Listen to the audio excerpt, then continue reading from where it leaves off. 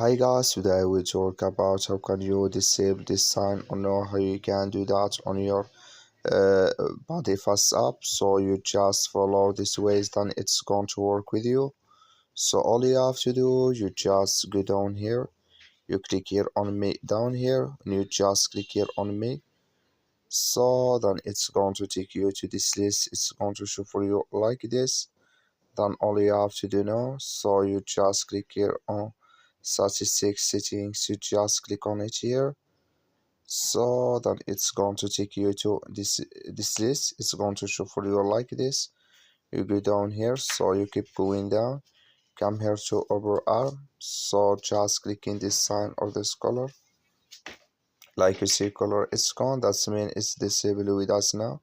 So that's all you have to do. That's all. I wish now you I get it. That's all. Thank you for watching. Don't forget to support us by liking and subscribe.